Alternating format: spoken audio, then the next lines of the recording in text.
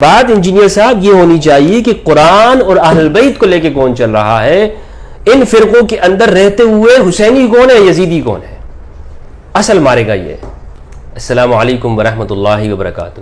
مسلمانوں کے اندر مختلف فرقے پائے جاتے ہیں، چاہے عرب ہو یا عجم ہو۔ عربوں میں سلفی اور سنی کے مشہور ہیں، شیعہ سنی بھی ہیں، اور مختلف مکاتب فکر وہاں پہ پائے جاتے ہیں۔ لیکن ہمارے ہاں برصغیر پاک و ہند کے اندر دیوبندی، بریلوی، اہل حدیث، سلفی، یہ الفاظ زیادہ مشہور ہیں۔ شیعہ، ایک مسلمان کا ان فرقوں کے حوالے سے کیا نقطہ نظر ہونا چاہیے اور خود اس کا اپنے بارے میں کیا ہونا چاہیے؟ اگر آپ کسی بھی عقیدے سے وابستہ ہیں، اگر آپ دیوبندی ہیں، بریلوی ہیں، شیعہ، اہل حدیث ہیں، تو آپ چونکہ اپنے آپ کو حق پہ سمجھتے ہیں، یہ آپ کا رائٹ ہے کہ آپ اپنے آپ کو حق پہ سمجھیں۔ آپ کہہ سکتے ہیں کہ میں دیوبندی ہوں تو لہٰذا دیوبند اہل حق کی جماعت ہے۔ آپ اگر بریلوی ہیں تو آپ یہ کہہ سکتے ہیں کہ امام احمد رضا رحمہ اللہ وہ حق پر ہیں، میں ان کا ماننے والا ہوں، میں بریلوی ہوں۔ شیعہ ہیں تو آپ اپنے آپ کو حق پہ کہیں۔ اسی طرح علی سبیل المثال والقیاس آپ یہ رویہ رکھ سکتے ہیں اپنے بارے میں، کیونکہ آپ یہ سمجھتے ہیں کہ جس شریعت کو میں مان رہا ہوں اور جن ائمہ کو میں پیروی کر رہا ہوں، انہوں نے جو مسائل اخذ کیے وہ اپنی عقل کے مطابق دیانتداری کے ساتھ قرآن و سنت سے اخذ کیے، اور میرے لیے، میری نجات کے لیے یہ بہتر ہے، یہ آپ سمجھتے ہیں۔ دوسروں کے بارے میں آپ کا رویہ کیا ہونا چاہیے؟ دیکھیں، قرآن مجید نے ہمیں یہ جگہ جگہ پر ہمیں حکم دیا ہے کہ وَاعْتَصِمُوا بِحَبْلِ اللَّهِ جَمِيعًا وَلَا تَفَرَّقُوا، اللہ کی رسی کو مضبوطی سے تھام لینا ہے اور الگ الگ نہیں ہونا ہے۔ سماکم المسلمین، ہمارا نام مسلم رکھا ہے، مؤمن کہا گیا، یا ایھا الذین آمنوا، یا ایھا الذین آمنوا، اہل ایمان کہا گیا، ایمان سے خطاب کیا گیا ہے، مؤمنین کا ٹائٹل دیا ہے، مسلمین کا کیا ہے۔ تو اس وجہ سے بہتر تو یہ کہ ہر ایک شخص اپنے آپ کو مسلم کہے، اور فرقوں سے جتنی جلدی ہو سکتا ہے وہ اپنے آپ کو قرآن مجید اور اہل بیت علیہم السلام کی تعلیمات کی طرف لائے، چونکہ متواتر احادیث کے اندر ان دونوں سے تمسک کا، دونوں سے احتسام کا حکم دیا گیا ہے۔ کتاب اللہ و عترتی الثقلین، مضبوطی سے تھام کے رکھو، تم کبھی گمراہ نہیں ہوگے جب تک کہ ان دونوں کو تم تھام کے رکھو گے۔ قرآن اہل بیت، قرآن اہل بیت دونوں آپس میں ملے ہوئے ہیں۔ یہ نہیں کہا گیا کہ آپ مختلف ٹائٹلز کے ساتھ سامنے آئے، یہ نہیں کہا گیا، لیکن اس کے باوجود بھی اگر آپ، چونکہ فرقے تو بننے ہیں، فرقے تو ہونے ہیں، جب ایک شخص وہ اپنی عقل کے مطابق مسائل کا استنباط کرتا ہے تو لازمی بات ہے دوسروں سے اختلاف بھی ہو جاتا ہے، کوئی ایک الگ رائے بھی آ جاتی ہے، پھر اس کے ماننے والے کچھ ہو جاتے ہیں، اس کے شاگرد پیدا ہوتے ہیں، تو یہ پھر مکتب مشہور ہو جاتا ہے۔ آئندہ بھی بہت سارے مکاتب وجود میں آئیں گے، ایک شخص کے بہت سارے شاگرد بن جائیں، اس کا مکتب بن جاتا ہے۔ جیسے آج کل مکتب غامدی ہے، غامدی صاحب کا ایک اپنا ایک موقف ہے۔ غامدی صاحب کے اسی مکتب سے ملتا جلتا وہ عرب کے اندر دکتور محمود شاہرور کا ہے۔ دکتور شاہرور کو اگر آپ اسٹڈی کریں گے تو آپ کہیں گے میں غامدی صاحب کو مطالعہ کر رہا ہوں۔ تو یہ چونکہ دکتور شاہرور کو میں نے ان کا اسٹڈی کیا، لیکن دکتور شاہرور کا ایک وہ بہت واضح لفظوں میں بول دیتے ہیں، غامدی صاحب بہت ساری چیزوں کو جو ہے وہ مصلحتاً بول نہیں پا رہے ہوتے ہیں، شاید ان کی آڈینس جو ہے وہ ہماری برصغیر پاک و ہند کی ہے جہاں پہ ناسبیت کا زیادہ زور ہے۔ بہرحال بات کہیں اور جا رہی ہے۔ میں اس ویڈیو کے اندر انجینئر محمد علی مرزا بھائی صاحب کو مخاطب کر کے کچھ گزارشات کرنا چاہتا ہوں۔ انجینئر صاحب کی جہاں تک میں نے جو ویڈیوز سنی ہیں یا جو باتیں مجھ تک آئی ہیں، تو بہت ساری چیزوں میں ان سے مجھے اتفاق ہے۔ مثلا جو بنو امیہ کے حوالے سے ان کا موقف ہے، اور جو حکمرانوں کے حوالے سے ہے، جو ان کا امام حسین رضی اللہ تعالیٰ عنہ علیہ السلام کے حوالے سے ہے، امام علی کرم اللہ وجہ الکریم رضی اللہ عنہ علیہ السلام کے حوالے سے، تو اس میں تو میں ان کے ساتھ متفق ہوں، لیکن ان کا جو طریقہ کار ہے جو دوسرے فرقوں کے حوالے سے ہے وہ انتہائی نازیبا ہے۔ میں بہت سلیکٹڈ الفاظ استعمال کر رہا ہوں۔ نازیبہ اس بنیاد کے اوپر ہے کہ میں نے آپ سے کہا کہ اگر آپ یہ کہتے ہیں کہ یہ سارے فرقے باطل ہیں، گمراہ ہیں، بے دین ہیں، تو کس بنیاد کے اوپر آپ انہیں کہہ رہے ہیں؟ چونکہ ان کے بڑوں کی کتابوں کے عبارات کے حوالے سے، یا اس بنیاد پر کہ جی فرقہ بننا غلط ہے لہٰذا یہ سارے کے سارے باطل ہیں؟ آپ فرقوں کو ریجیکٹ کرنا چاہتے ہیں نا. آپ مسلم کتابی کی اگر بات کرتے ہیں تو آپ یہ کہہ سکتے ہیں کہ آپ اپنے اپنے فرقے کے اوپر رہتے ہوئے، جو کہ میرا موقف ہے، آپ جس فرقے پر بھی ہیں آپ رہیں، لیکن دوسرے کو باطل اور گمراہ کہنے کا حق آپ کے پاس نہیں ہے.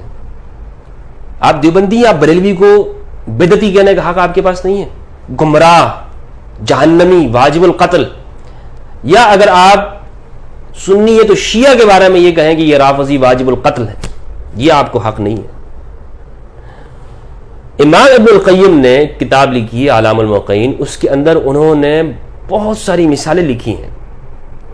اگر اس کتاب کو پڑھیں گے تو کچھ چیزیں بہت آسانی سے واضح ہو جائیں گی. صحابہ کرام میں جو اختلافات تھے آپس کے، عبداللہ بن مسعود اور جناب عمر رضی اللہ عنہما کے درمیان میں 100 مسائل کے اوپر اختلاف تھا. کتنے؟ 100 مسائل پہ اختلاف تھا صحابہ کرام کے اندر.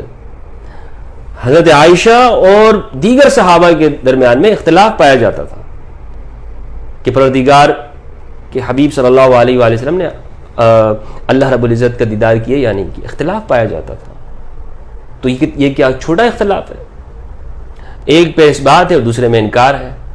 تو کیا اس بنیاد پہ گمراہی اور الگ فرقے بنے؟ نہیں بنے. تو یہ جو فرقے الگ الگ ہیں، اگر اس پہ یہ کہا جائے کہ سارے کے سارے گمراہ ہیں، دین سے نکلے ہوئے ہیں، اور جو بات میں کر رہا ہوں وہی اسلام اور وہی کتاب کے اوپر مبنی ہے، تو یہ رویہ وہ تطرف اور انتہا پسندانہ رویہ ہے. اس رویے سے معاشرے کے اندر اصلاح نہیں کی جا سکتی. ورنہ تو جو باتیں وہ کہہ رہے ہیں کہ یا تو کتاب کو مانیں گے یا اپنے بڑوں کے عقائد کو، کہیں جگہ پر یہ چیزیں صحیح آ جاتی ہیں. لیکن مجموعی طور پر اگر آپ کسی فرقے کو ٹارگٹ کرتے ہیں اور انہیں آپ کہتے ہیں کہ تم ان چیزوں کا جواب دو ورنہ تو تم گمراہ ہو، تو فرقوں کے حوالے سے ہمیں یہ مسلمانوں کو چونکہ ڈیوائیڈ کرتی ہیں. آپ کے جو فالوورز ہیں، جو باتیں وہ اس چیز کو آپ کے ذہن کے مطابق نہیں سمجھ رہے ہوتے، وہ ان کو اسلام سے ہی نکال دیتے ہیں. جب وہ اسلام سے نکالتے ہیں اور پھر بعد میں اگر کوئی ان کو بتا دے کہ تمہارا فرقہ یہ بھی اسلام کے اوپر نہیں ہے، تو وہ کہے گا کہ بھائی میں ایسے اسلام کو ہی نہیں مانتا، وہ اسلام سے چلا جائے گا. اگر آپ یہ دیکھیے کہ عرب کے اندر جو ابھی جو لوگ ایکس مسلم یا الحاد کی طرف جا رہے ہیں کثرت کے ساتھ، دکتور شحرور کے متبعین زیادہ نکل رہے ہیں، غامدی صاحب کے متبعین زیادہ ایکس مسلم بن سکتے ہیں، ملحد ہو سکتے ہیں. انجینئر صاحب اگر آپ کا رویہ یہ رہا تو آپ کے اس رویے کی وجہ سے مسلمانوں کو فائدہ ہونے کے بجائے زیادہ لوگ اسلام چھوڑتے جائیں گے، زیادہ لوگ اسلام چھوڑتے جائیں گے. سب فرقے، وہ یہ بات ضرور ہے کہ فرقے جو آگے جو بن رہے ہیں، اس لیے میں ان کو فرقہ، جو ہمارے جو ہندوستان پاکستان میں، ان کو میں فرقہ نہیں کہتا، اسکول آف تھاٹ کہتا ہوں، چونکہ یہ اپنے آپ کو فرقہ کہہ دیتے ہیں. یہ بات غلط ہے. ان کو اپنے آپ کو فرقہ نہیں کہنا چاہیے. یہ اپنے آپ کو فرقہ یا اپنے آپ، یا ان میں جو لوگ انتہا پسند ہو جاتے ہیں وہ دوسروں کو کافر کہہ دیتے ہیں، یہ طریقہ ٹھیک نہیں ہے. اس پہ تو آپ گرفت کریں، اور جتنا آپ گرفت کر سکتے ہیں اچھی بات ہے. قرآن مجید اور اہل بیت کی تعلیمات، صحابہ کرام رضوان اللہ علیہم اجمعین، ان تک آپ ان کی اقتداء کی طرف آپ لے کر آئیں. لیکن اگر آپ سب کو گمراہ قرار دے دیتے ہیں اور آپ یہ کہتے ہیں کہ ان سب کی تعلیمات وہ باطل کے اوپر ہے اور قرآن مجید سے ہٹ کر، تو یہ چیز جو ہے یہ بجائے فائدہ دینے کے نقصان دہ ہے. یہ میری ہے آپ کو دعوت اصلاح. آپ کیا کر سکتے ہیں؟ جو بات میں نے عرض کی آپ کو کہ آپ اپنے فرقوں پہ رہتے ہوئے اپنے آپ کو حق سمجھیں، دوسروں کو باطل نہ قرار دے، فتویٰ نہ لگائے. دوسری جو بات ہے وہ ہے صوفیاء کرام کے حوالے سے. صوفیاء کرام کے حوالے سے جو آپ کا موقف ہے اس سے تو میں بالکل ایگری نہیں ہوں. بالکل اس میں میرا آپ کا اختلاف ہے اور انجینئر صاحب سے، کہ صوفیاء کرام کی جو کرامات ہیں، صوفیاء کرام کے جو ان کے اوپر احوال طاری ہوتے ہیں، جو کشف اور مراقبے کی جو صورتحال کے اندر ہوتی ہے، جو ان کی گفتگو ہے یا جو ان کی کتابوں میں لکھا ہوا ہے، اس پر اس کو بے دینیت قرار دے دینا یا اس کو یہ کہتے ہیں معاذ اللہ کہ یہ تو دعویٰ نبوت کر دیتے, یا جس طرح ایک شخص نے دعویٰ نبوت کیا وہ بھی تو انہی باتوں کو مان رہا تھا. زمین اور آسمان کا فرق ہے, دونوں میں زمین اور آسمان کا فرق ہے. ہم نے الحمدللہ ایسے لوگوں کو دیکھا ہے کہ جو صوفیاء کرام کی وجہ سے اسلام میں داخل ہو رہے ہیں, اور دنیا کی پوری طاقت, وساوس اور اندیشے, شیطان کے پورے لشکر ان کے اوپر لگا ہوا ہے کہ انہیں اسلام سے نکال دے. بچے ہوئے ہیں تو صوفیاء کرام کی وجہ سے, اہل البیت سے تعلق کی وجہ سے, اہل البیت سے جڑ جانے کی وجہ سے. اور چونکہ صوفیاء کرام کی میں اس لیے ان کا احترام زیادہ کرتا ہوں, اور ان کو میں اپنے لوگوں سے کہتا ہوں کہ آپ ان کی زندگی کا مطالعہ کریں, چونکہ وہ اہل البیت کے شاگرد رہے ہیں, اہل البیت سے انہیں یہ سب کچھ ملا ہے. یہ بات کی بات ہے کہ بعد میں حکمرانوں نے اہل البیت کو تو بالکل چھوڑ دیا اور ان صوفیاء کرام کے ساتھ رہتے, اور لیکن صوفیاء کرام نے کبھی اہل البیت سے اپنے آپ کو الگ نہیں کیا. آپ تمام صوفیاء کو پڑھ لیجئے, وہ اسی گھرانے سے ان کو جو فیض ملا تھا یا جس طرح سے وہ دین کی تعلیمات دے رہے تھے وہ اسی گھرانے سے تھے. تو صوفیاء کرام لوگوں کو دین پر استقامت دیتے ہیں, ان کو ان کے اندر ایسی اسپرٹ پیدا کرتے ہیں کہ لوگ مسلمان ہونے پہ فخر محسوس کرتے ہیں. تو یہ دو باتیں تھیں جو میں نے آپ سے گزارش کرنا چاہیے. اور پہلی جو بات ہے کہ فرقوں کے حوالے سے جو آپ کا جو موقف ہے, ایک وقت تھا کہ میں بھی یہی سمجھتا تھا, لیکن جب میں نے اہل بیت کی زندگی کو تفصیل کے ساتھ مطالعہ کیا اور اس بات کو میں نے دیکھ لیا کہ ہمارے ہاں جو کمی ہے نا وہ یہ نہیں کہ فرقے ہیں. انجینئر صاحب, بات یہ نہیں ہے کہ مسلمانوں میں بہت سارے فرقے ہیں, بات یہ ہے کہ مسلمان اہل بیت کو نہیں پڑھتے. بات یہ ہے کہ مسلمانوں نے اموی زمانے میں لکھی ہوئی ان حکایات کو تو مان لیا ہے, اموی دور کے اندر لکھی ہوئی باتوں کے ساتھ تو چمٹے ہوئے ہیں, اسے ہی مذہب سمجھا ہوا ہے. اہل البیت کی تعلیمات سے آج تک ان کو آشکار نہیں کیا گیا. فرقے اسی لیے ہیں. آج تو جنگ اس کی ہے بھی نہیں, یہ معرکہ تو یہ ہے بھی نہیں کہ یہ کس فرقے کا ہے. آج تو یا تو حسینیت ہے یا یزیدیت ہے.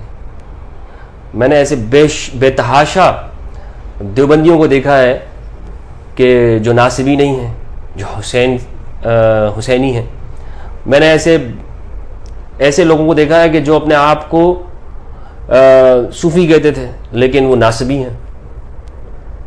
تو بات تو آج ساری اسی کے اوپر آ گئی ہے. تو فرقوں کی بات نہ کریں, بات اس کی کریں کہ قرآن اور اہل بیت کو کون لے کے چل رہا ہے. بات انجینئر صاحب یہ ہونی چاہیے کہ قرآن اور اہل بیت کو لے کے کون چل رہا ہے. ان فرقوں کے اندر رہتے ہوئے حسینی کون ہے, یزیدی کون ہے, اصل مارے گا یہ. اور میں سمجھتا ہوں کہ اس کے اوپر آپ غور و فکر کریں گے. بس یہی کہنا تھا میں نے. بہت شکریہ. والسلام علیکم.